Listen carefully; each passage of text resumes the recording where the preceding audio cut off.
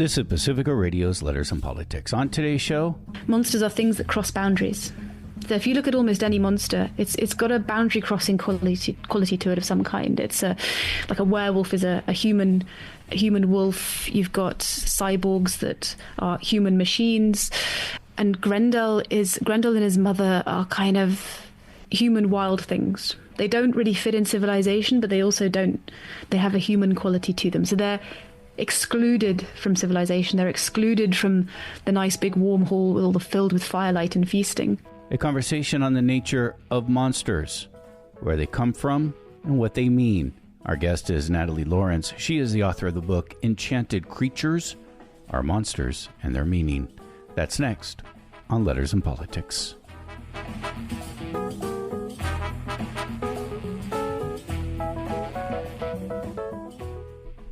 But first, the news. For Pacifica Radio, I'm Christina Onnested. The FBI has released images of a person of interest in the assassination of Charlie Kirk, a co-founder of the student conservative forum called Turning Point USA. He was shot and killed in broad daylight during one of his Prove Me Wrong open debate forums in Utah Wednesday. Kirk, who once said it's worth having some gun deaths every year so we can have the Second Amendment, was debating guns when he was shot and killed. So, do you know how many transgender Americans have been mass shooters over the last 10 years? Too many.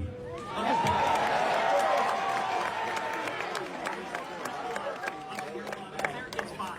Okay, now 5 is a lot, right? I'm gonna give you some credit. Do you know how many mass shooters there have been in America over the last 10 years?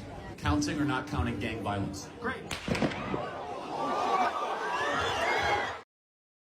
Kirk's wife and children were present. The assailant remains at large, has not been found. Authorities say Kirk was killed with a single shot from a rooftop on Wednesday. Whoever fired the gun then slipped away amid the chaos of screams and students fleeing the Utah Valley University campus. A high-powered bolt-action rifle, authorities say, was used in the attack and was recovered. Video recordings of the person they believe was responsible are being reviewed. Former presidents have decried political violence, and lawmakers, including Joe Biden, Barack Obama, and George W. Bush. President Donald Trump shared a more polarized sentiment denouncing political violence of the left, without mentioning the shooting death of a Minneapolis Democrat this summer. For years, those on the radical left have compared wonderful Americans like Charlie to Nazis and the world's worst mass murderers and criminals. This kind of rhetoric is directly responsible for the terrorism that we're seeing in our country today. California Governor Gavin Newsom denounced Kirk's killing as vile, reprehensible, and disgusting. Newsom had hosted Kirk as a guest on the governor's podcast and said, quote, "The best way to honor Charlie's memory is to continue his work, engage with each other across ideology through spirited discourse. In a democracy, ideas are tested through words and good faith debate, never through violence," unquote. The trial begins for the man accused of plotting to assassinate President Donald Trump today. That assassination attempt before Trump's election as he played golf in Florida last year. Prosecutors say a Secret Service agent stopped Ryan Ruth's attempt to shoot Trump. Opening statements slated for today. A panel of 12 jurors and 4 alternates were sworn in Wednesday at the federal courthouse in Fort Pierce, Florida. Ruth has pled not guilty. He's representing himself. A new study for the first time links heat waves to carbon emissions from the world's biggest fossil fuel companies. The study, published in the journal Nature, says emissions from any one of the 14 biggest fossil fuel companies were enough by themselves to cause more than 50 heat waves that would otherwise have been virtually impossible. Global heating contributes to at least 500,000 deaths each year. The research says emissions from the 180 so-called carbon major companies were responsible for about half of the increase in heat wave intensity, with emissions from forest destruction making up most of the rest. A spokesperson for the Make Polluters Pay campaign said Here's the evidence the courts have been waiting for. The bill is coming due, and it's time these polluters pay for the damage they've done. Funerals held for the 6 men killed by an Israeli strike in Qatar's capital, Doha, targeting Hamas members negotiating a peace deal. Tensions between Israel and Qatar are increasing following the strike.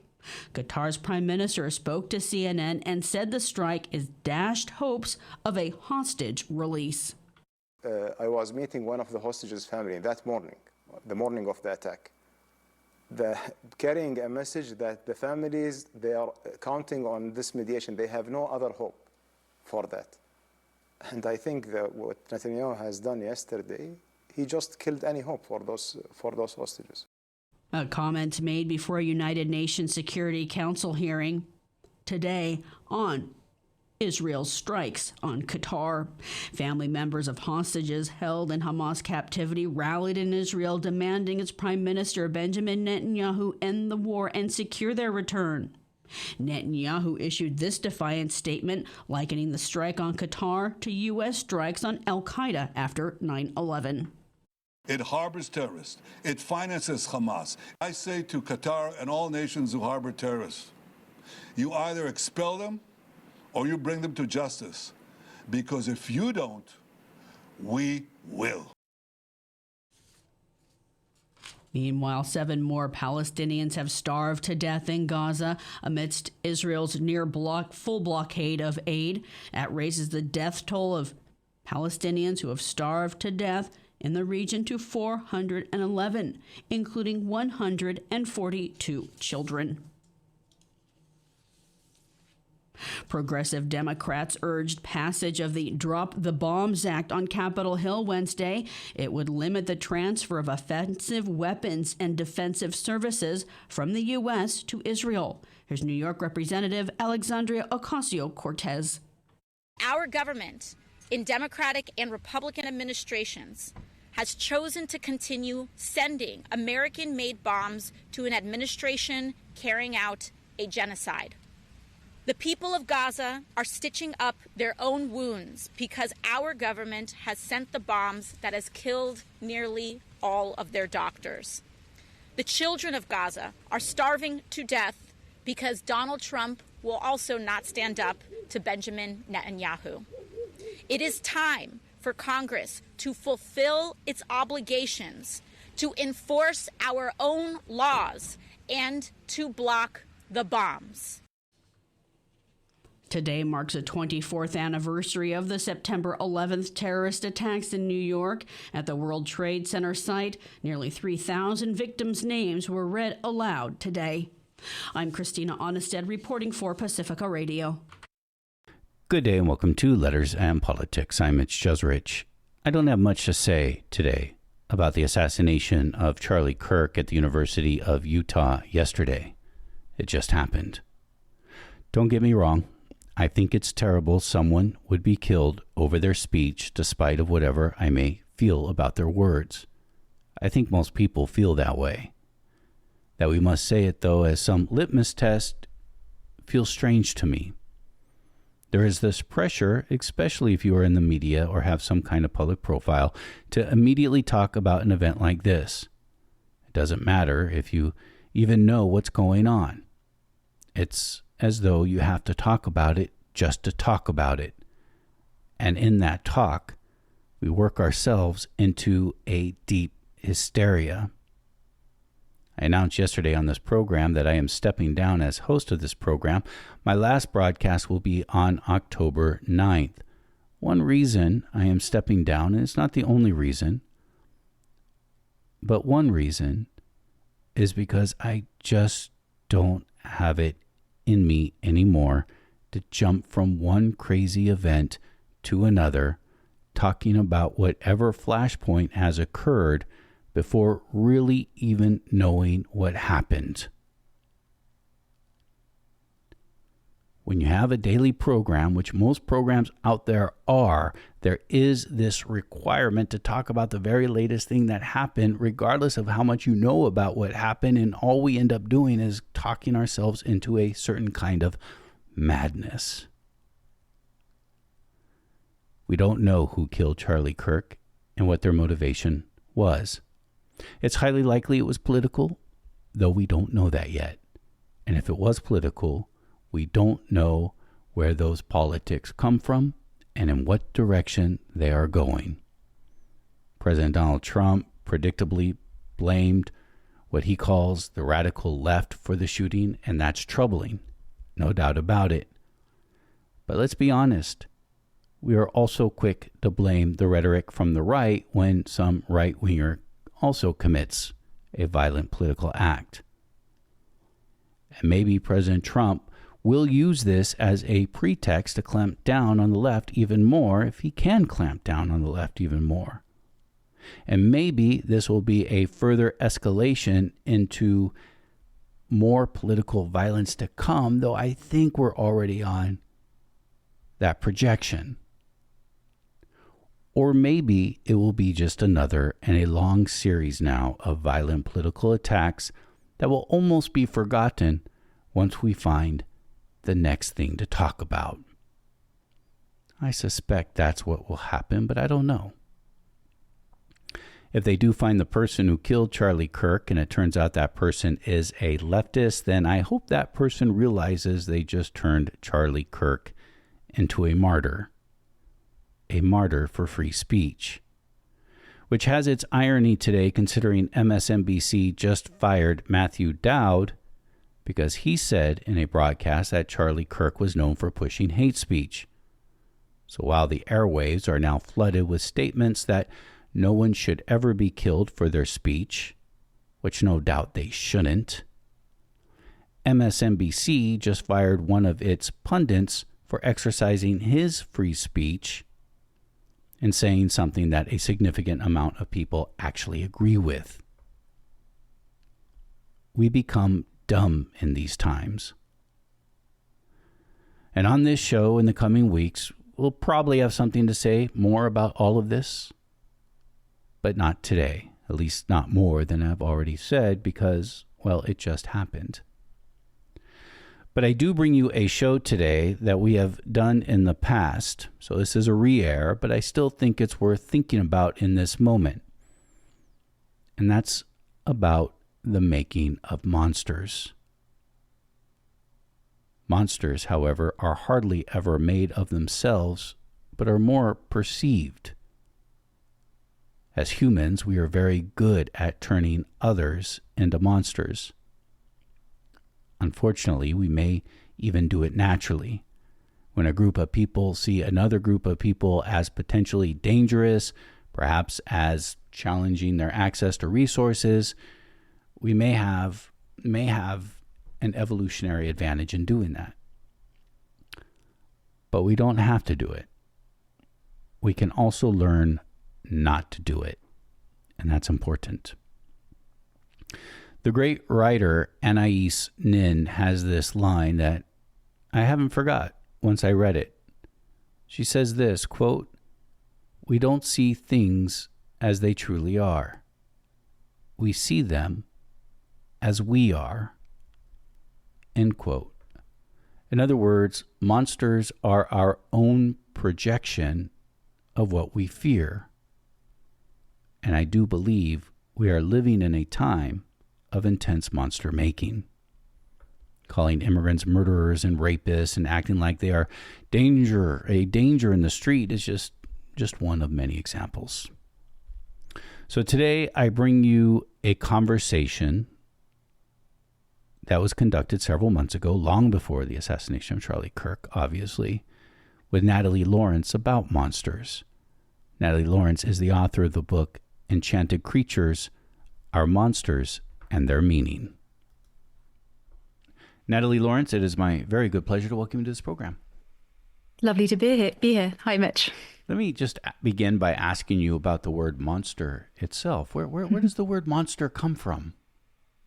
That's a good question. It's actually it's a great jumping off point from understanding how they work. So the word monster comes from two words, monere, which means to warn, which is a Latin word, and monstrare, to demonstrate. So monsters demonstrate and they warn. They kind of reveal hidden things that are otherwise not obvious. How do you define what a monster is? That's incredibly difficult, actually, because if you think across the range of monsters that we are in the popular imagination or in mythology, for example, you've got creatures that are of every single form, all different types, about as different from each other as anything could be, and yet they are somehow intuitively in the monster group for us. So in some ways, it's better to define monsters by what they do rather than what they are. So the Monere and Monstrare functions are actually quite a good way of doing this. Monsters are things that they are images of our fears and parts of ourselves that we don't really want to deal with. They are images of things we are scared of things we have tried to differentiate ourselves from. So anything that we want to kind of alienate or represent in a more negative way, we can put into a monstrous body. And this is actually an incredibly valuable function as well. If we didn't have monsters, we'd have to face things that we didn't want to face, and we'd have to have things closer to home than we'd otherwise have them. I mean things like our aggression, for example. It's much easier to project your aggression out into a monstrous body and imagine it as some beast that lives in the woods, like a werewolf or something, than to have your aggression, have to deal with it and face it in yourself. It's much easier to think that it exists out there and it is not part of you. So they've been a really useful tool for us over the course of our history for distancing ourselves from the things we don't like. Yeah. Sorry, carry on? No, please. From distancing ourselves from the things that we don't like, and for removing parts of our societies, the elements of our culture, etc., that we don't want to admit exist, or we don't want to admit are actually part of ourselves. Yeah, you write in your introduction, there are signs from the deep that erupt to reveal hidden things about our inner worlds and how we deal with reality if we dare look hard enough. A friend of mine actually put it quite well. She said that the monsters are the glamorization of fear, which I thought was a really good way of putting it as well. So they are sort of glamorous manifestations of things we are terrified of. But the reason we're terrified of them is because they are stuff we don't want to handle. They're stuff we don't want to face and deal with.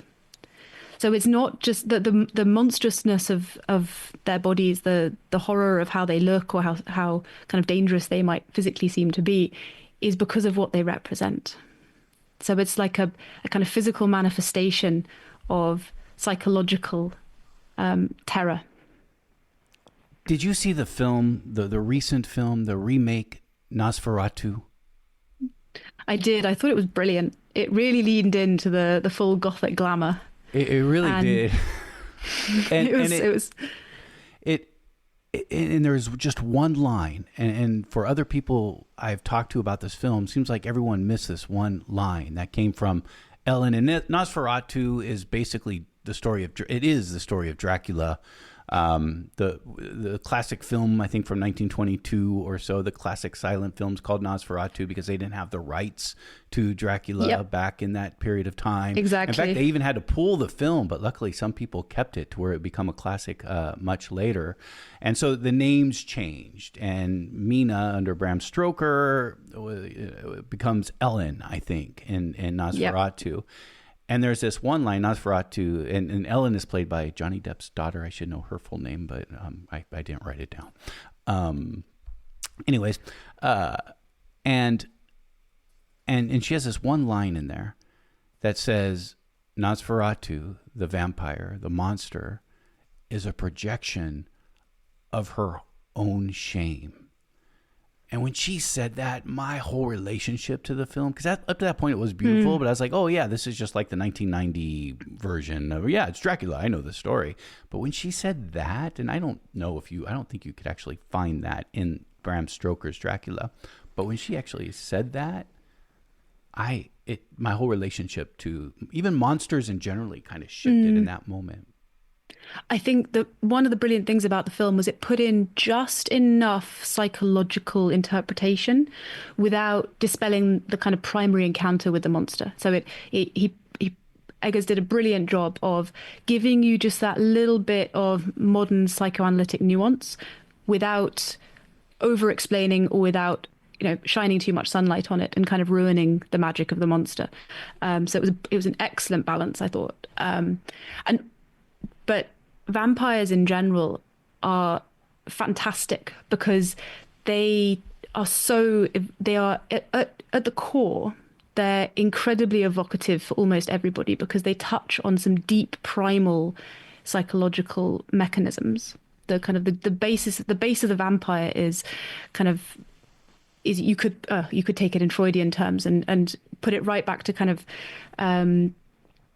sort of deep primal sadism from a very young age, but they can also be used for commentary in all sorts of ways. They can be used for commentary about xenophobic commentary. They can be used to disparage the upper classes. They can be used as fear of the past and a kind of gothic horror of the past. They can be twisted in so many different ways. I mean, you've even got Deep South vampires, right, in True Blood and that kind of thing. So they kind of take this universal human psychological perversion but can be formed to play it out in all sorts of different scenarios.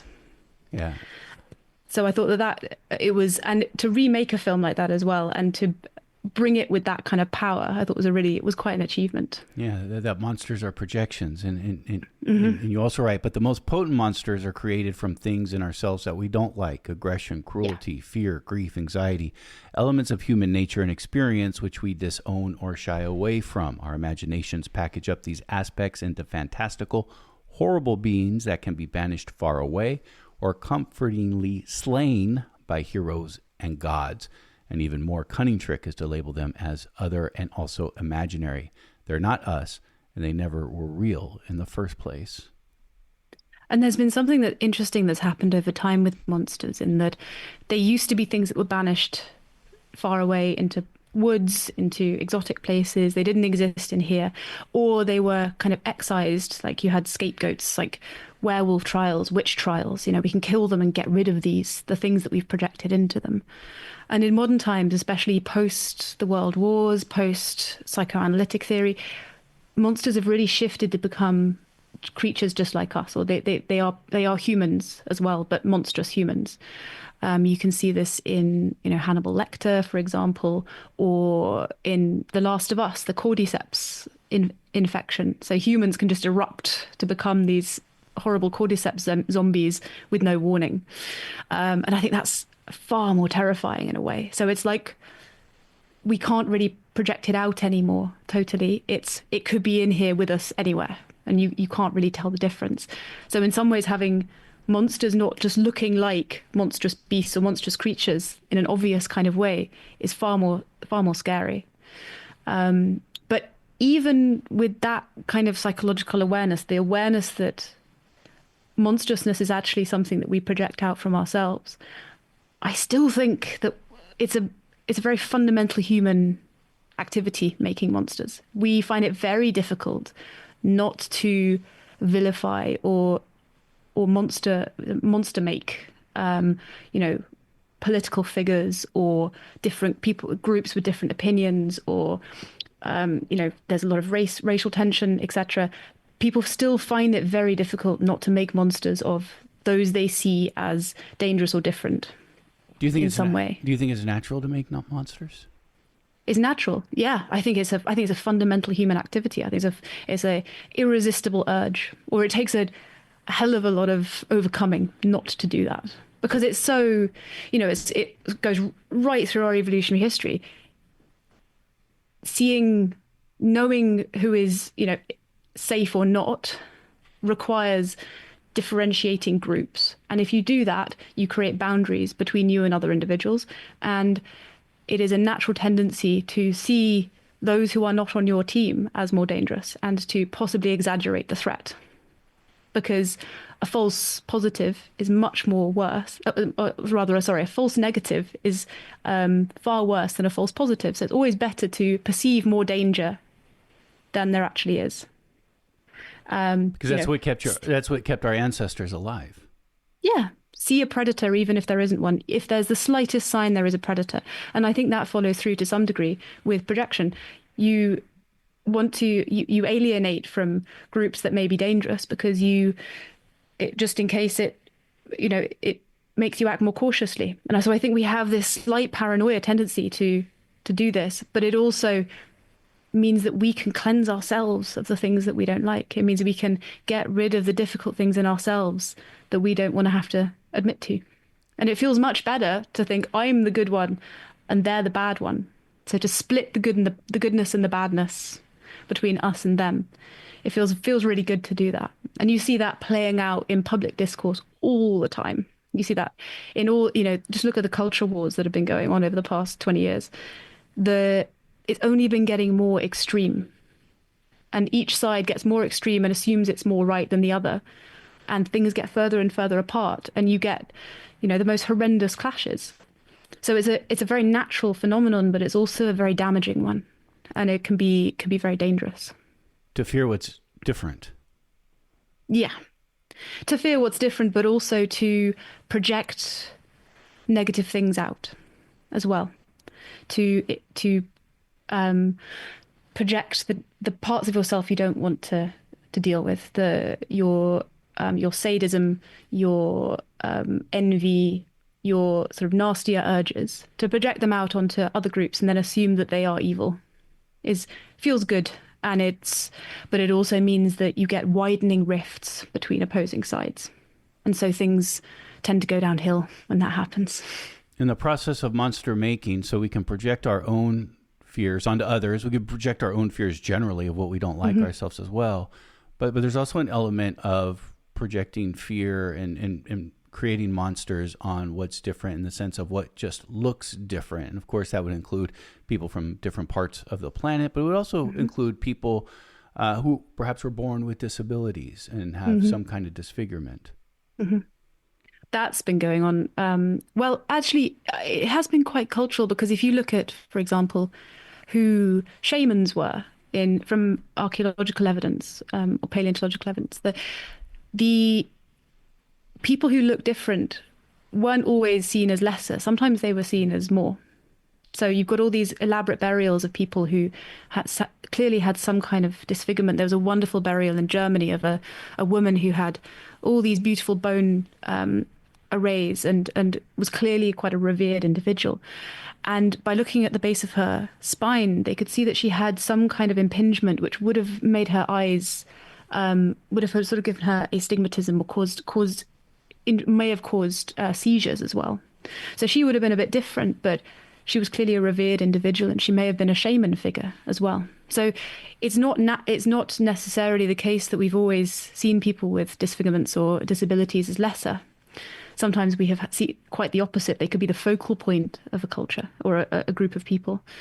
But then you'd go to the Renaissance, for example, and people were fascinated by those who had disfigurements or disabilities. They explicitly wrote about them as monsters and they paraded them around. And then you had the freak shows of sort of 19th century freak shows, and these poor people had terrible lives as a result of it. But people were just fascinated by it. And they wanted to understand why it had happened, but they also just wanted to gawp as well. And there is something inherent about the sensory shock of seeing something different, right? If something confounds your expectations, it's hard not to be interested in it. It's hard not to find it kind of interesting to look at. So there's that kind of very basic mechanism going on. But there is also the fact that if someone looks different, it's easier to make them into a monster in your mind and project things onto them that you wouldn't otherwise do. People do this in the opposite direction with beautiful people. Beautiful people get more positive projections. They find it easier to get jobs, and there are various studies of all the advantages that you get if you're especially beautiful. So it's quite hard to overcome these mechanisms. It's quite hard to change human nature and stop us doing these things. And there's been a lot of efforts to try and recorrect this, but I think in some ways they've denied the reality that this is something that humans fundamentally do, and tried to just erase it, whereas actually you need to think about it a bit more, and you need to understand it and really understand what's going on. You can work with it. You can get past it. You don't have to be held hostage to it, but it's there. It's a reality of the human psyche that, if you really think about, explains a lot of conflict. Absolutely, yeah. And it, you can imagine, you've got to know, to some degree, being a little suspicious of other groups is a very evolutionarily sensible thing to do.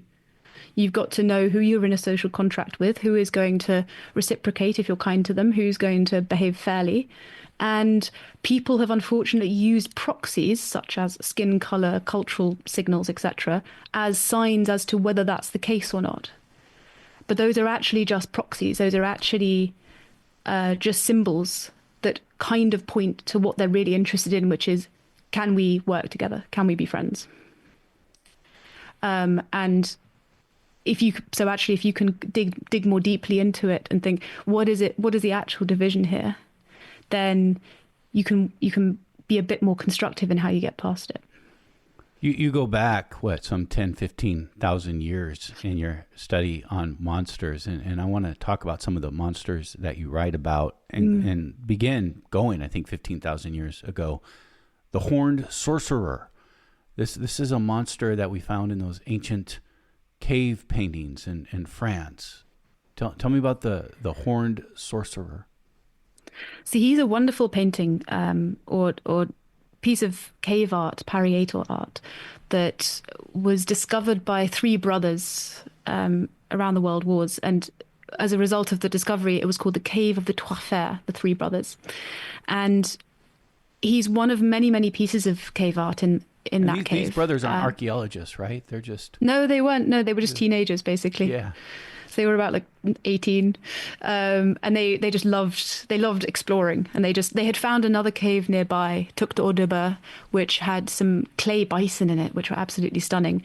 And then there was World War I, and then they regrouped, and then they found this other cave, and they and their father explored it with a bunch of archaeologists, and they just found the most wonderful paintings there. And very few people have actually visited this cave, so it's not very well known. It's not like Lascaux or Chauvet, which have had many more visitors, although they're shut.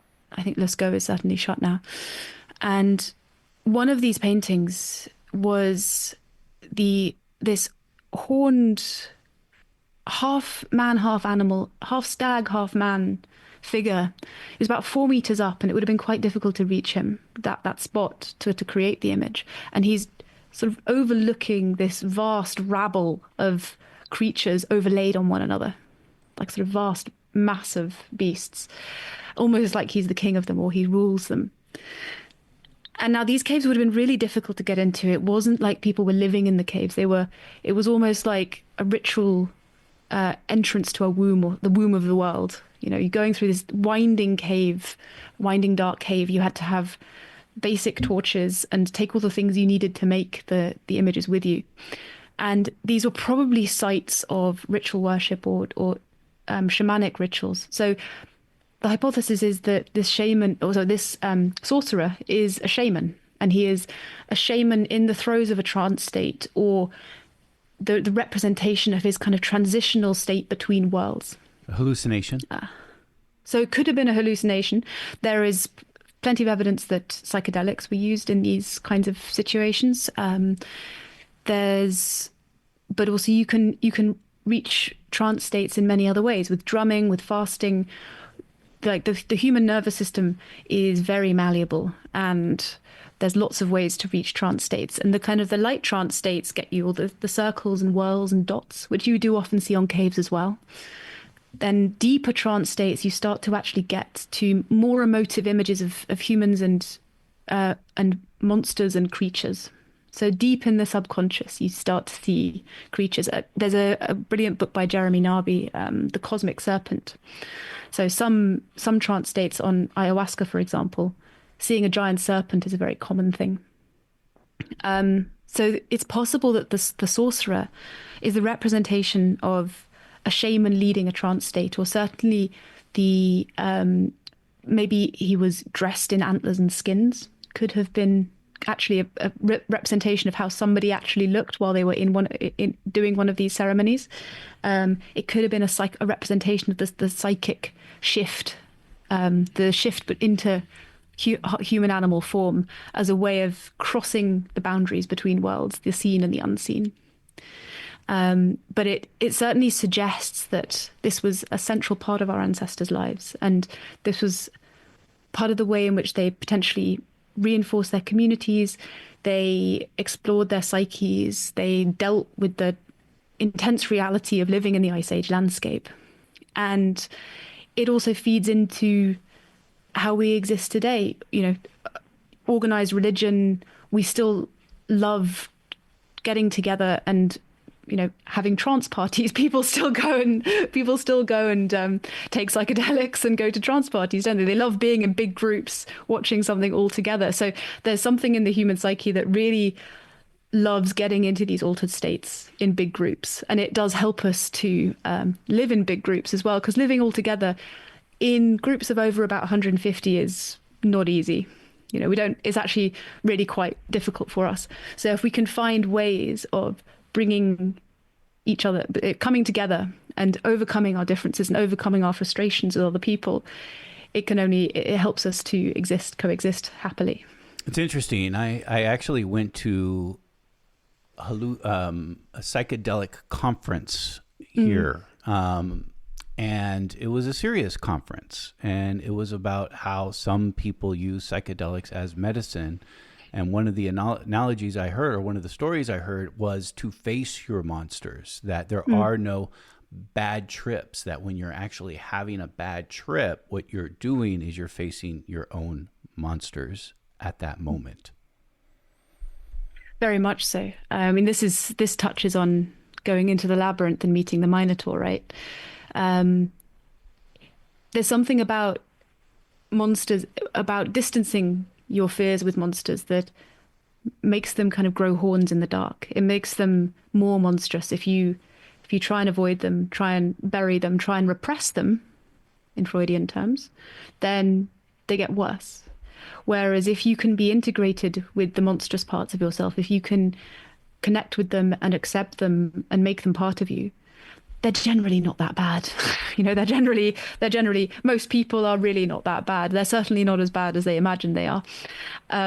So there's something about the psychedelic experience which obviously suppresses the default mode network. It kind of suppresses the superego parts of ourselves that tell us we should be one way or another, and just allows all these bits of our brain to connect in different ways that can make you open to that kind of experience, or make you open to that kind of rethinking of things, and that kind of encounter that can be quite transformational, I think.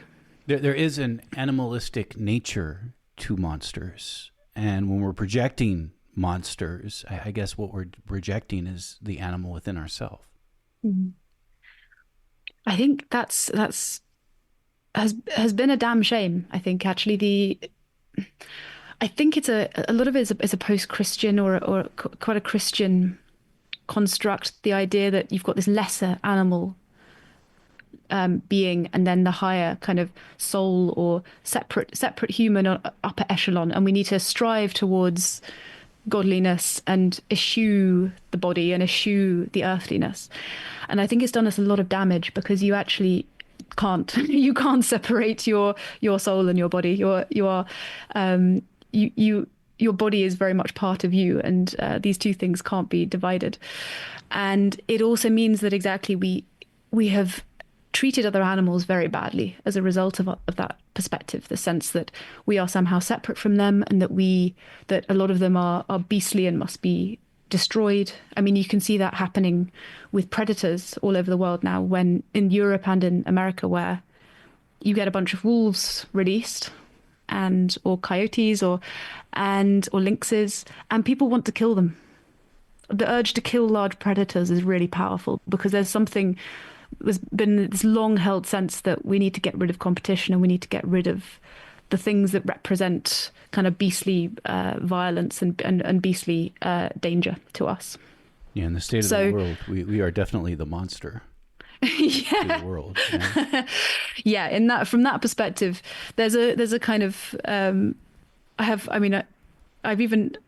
had this sense very fully with my own cats. I've got two Maine Coons called Loki and Thor, and I've had this very strong sense of the fact that they have this goodness to them. They lack malice, like there's something uncomplicated about them, which is really quite wonderful. And I think you're hard pressed to find humans like that. But at the same time, I don't think it's helpful to make ourselves into the monsters either, because what we need to do is we need to accept that we're animals, and we need to accept that chimpanzees are pretty nasty. They're pretty nasty, actually. They're not nice, and they can just be willfully cruel just for fun, just like humans can. So it might be that any sort of more complex cognitive functions come with a nice dose of being a bit of really as well, and it's kind of hard to avoid. But I think what we need to do is we need to accept that we are animals, and we need to accept our baser functions, accept those unpleasant urges we have, accept our sadism, not to play it out, but in order to be able to harness it and make it less potent and less powerful. This is Letters and Politics, and we are in conversation with Natalie Lawrence. Natalie Lawrence is the author of the book Enchanted Creatures Are Monsters and Their Meaning. Staying on this theme of monsters and nature and animal nature, I want to ask about the next monster, Grendel. Grendel comes from the epic poem Beowulf, and Beowulf is this fascinating poem that comes from around the 10th, 11th century. You'll correct me if I get any of this wrong. It's the oldest poem we have, complete poem, I think, a complete story we have in English, in Old English, not in English we could read today and understand. But tell me about Beowulf and tell me about Grendel. So Grendel, I mean, in some ways the story starts with Grendel rather than Beowulf. Grendel is this potentially, we never quite find out, he's potentially monstrous being that lives on the edge of society. He kind of lives in the wild, in the wilderness, outside the kingdom of Heorot, which is a sort of stronghold. It's got this big central wooden hall, and they love to feast every night and make merry, but Grendel breaks in and he kills a lot of people, smashes them against the walls and rips people's arms off, and it's all very destructive. And the people of Heorot are despairing. They don't know what to do. The king Hrothgar, he doesn't know where to turn. It's amazing that there are actually any people in Heorot left after the number of people that Grendel seems to be killing. But eventually a ship arrives from overseas, and it's Beowulf and some of his crew, and he agrees to kill Grendel and to face him in single combat.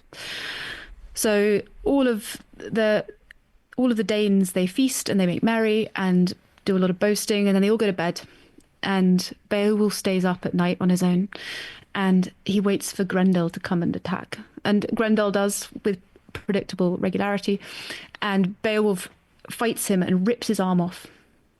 And then Grendel escapes, runs off to die in the woods. He actually runs off to his mother's cave. He's got this rather dark mother figure who lives in the wilds, who doesn't come until then. And Beowulf is lauded for his bravery and rewarded, and everyone thinks he's amazing. And then Grendel's mother comes to attack, and she wants to revenge her son's death. And Beowulf is called upon again to go and kill Grendel's mother, and he has to dive into. She's got this sort of lacustrine vault, this cave which is under a mire, and he has to swim and fight these water monsters and get past that, and then he can access her cave, and he has this dreadful battle with her. She's incredibly powerful, more powerful than her son, and it looks like he's going to be bested, but then he gets this giant sword and he manages to slay her. And then he cuts off Grendel's head and takes it back to Heorot and is lauded as an even greater hero. So you've got this, in this story, you've got this wonderful combination of this hero who is quite a dark figure himself, and Grendel and his mother, who are these kind of, they're called Mirkstapper, they're kind of boundary walkers. They're kind of people on, they're people or monsters on the edge, we never quite know. They're called the descendants of Cain. So Cain and Abel in the Bible. Cain was the kind of the first, he killed his brother, and it was sort of the first big sin. And after the fall, and boundary walkers. Boundary walkers, yeah. So they're edge beings, which is, in a way, is another thing that monsters are, which I could have mentioned before. Actually, is that monsters are things that cross boundaries. So if you look at almost any monster, it's got a boundary crossing quality to it of some kind. It's like a werewolf is a human wolf. You've got cyborgs that are human machines, and Grendel and his mother are kind of human wild things. They don't really fit in civilization, but they also don't. They also are they have a human quality to them. So they're excluded from civilization. They're excluded from the nice big warm hall filled with firelight and feasting. And so they break their way in, or at least Grendel does. He forces his way in and destroys, because it's something that he is cut out of. He hears the Danes carousing and making merry and having fun, and he wants to smash it all open.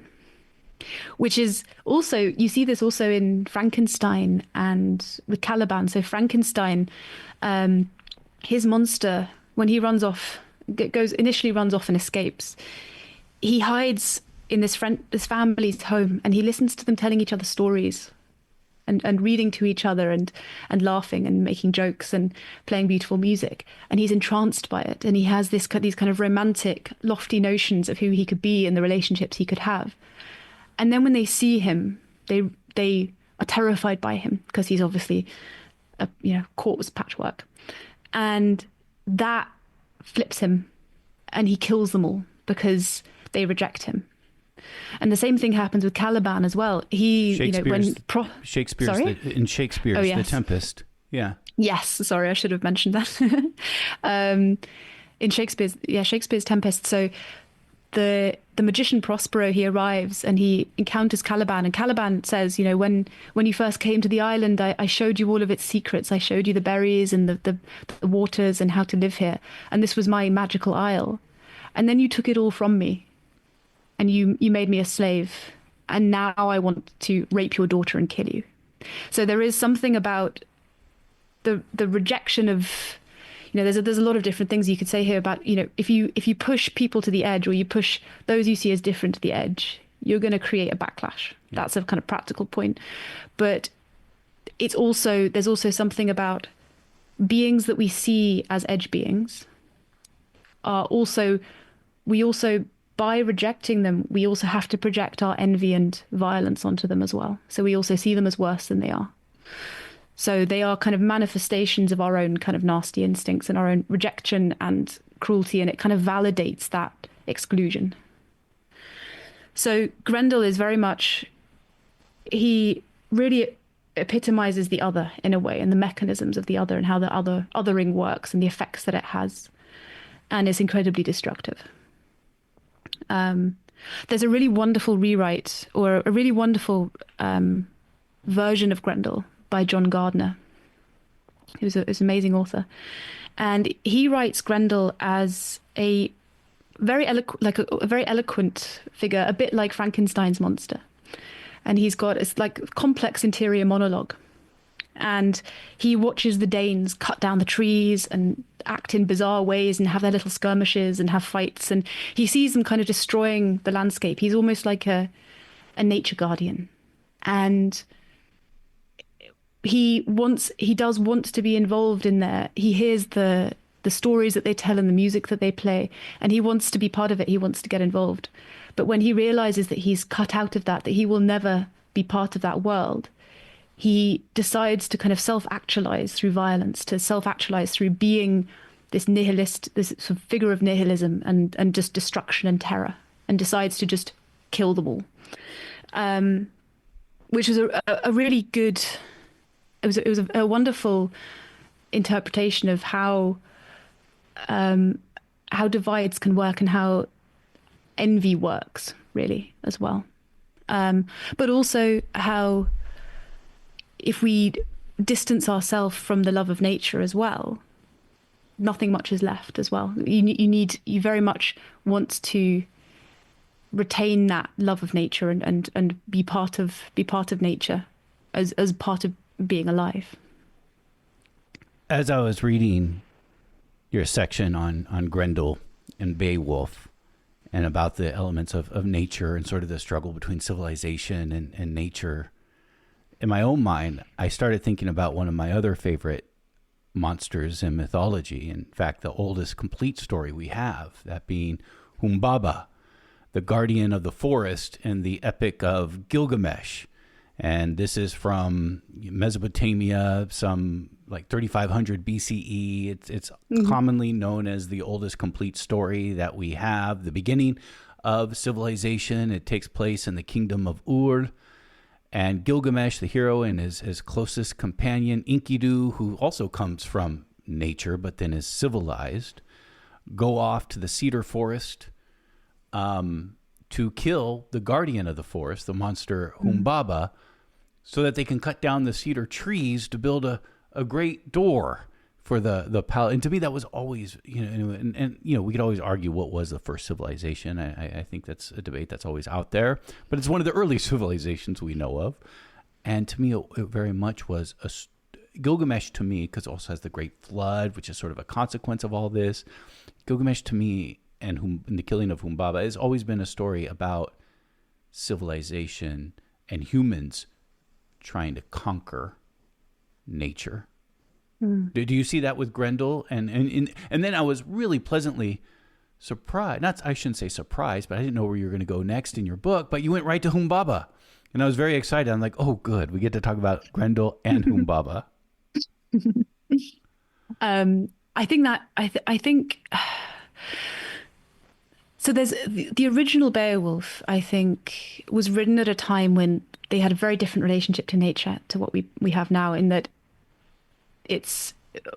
nature was something a bit more to be guarded against than something that we had power over. We've tamed nature, right? We think of it as a nice, peaceful place, but it was not a nice, peaceful place for humans in years past. It was a very dangerous place to be. No, very much so. So I also comment in the book as well about how what they saw as a wasteland was almost the opposite of what we think of it now, in that it was a place that was to waste, in that it couldn't be used for useful production.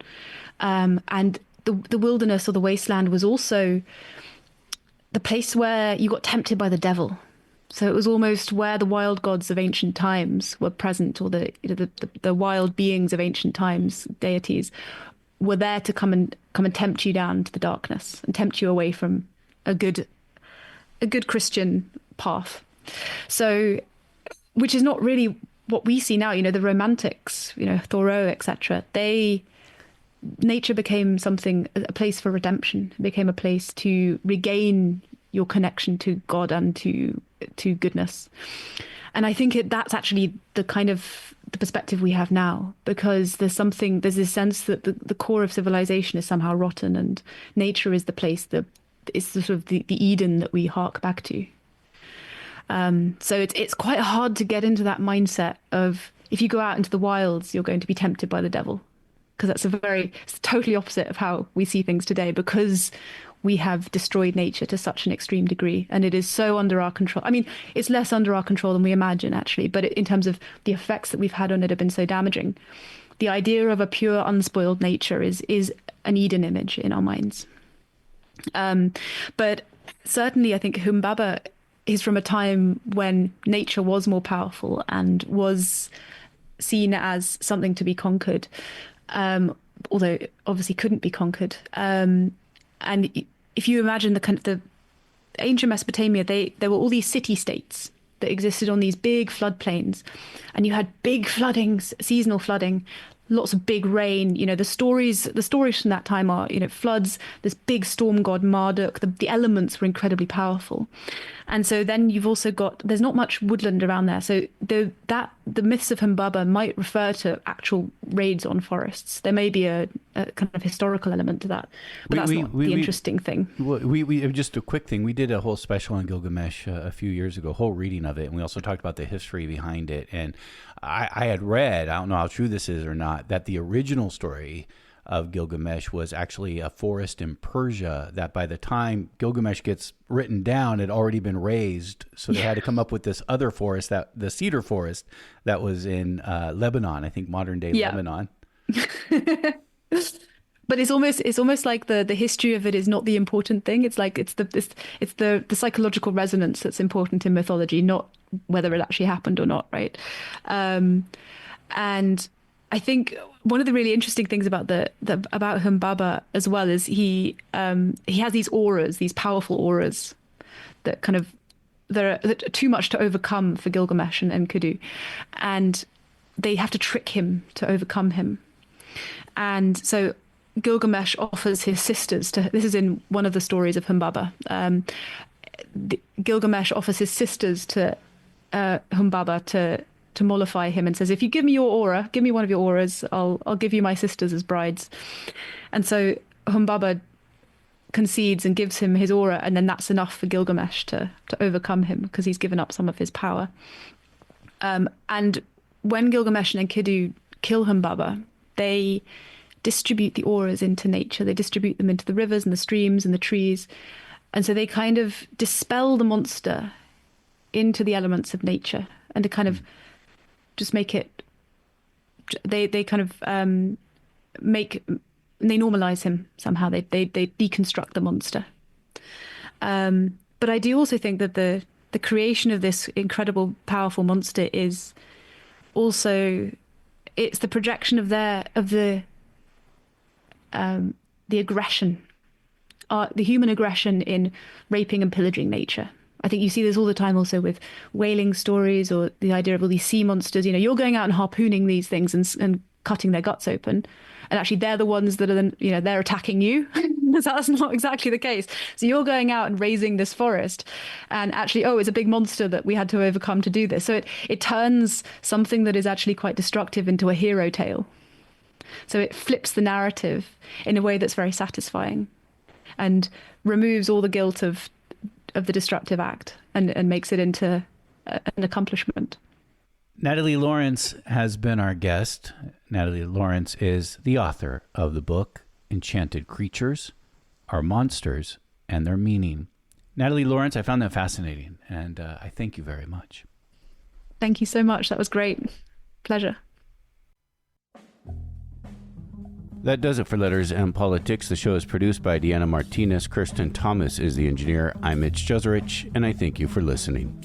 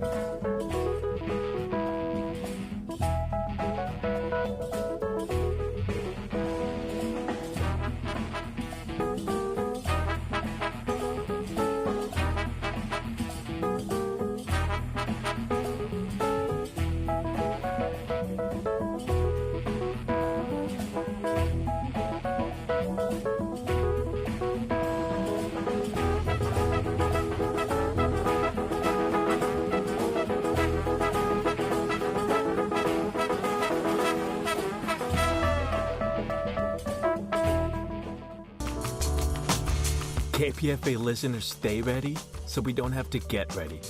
And the best way to stay ready? Become a monthly sustainer. When truth is under attack, when rights are on the line, when mainstream media is asleep at the wheel, you show up. You keep KPFA going strong. You keep the signal alive. You remind us why independent, people-powered radio still matters. And right now, we need that energy, that readiness, that love. So let's make it official. Head to kpfa.org and sign up to become a monthly sustainer. Because staying ready means standing together. And KPFA is standing with you.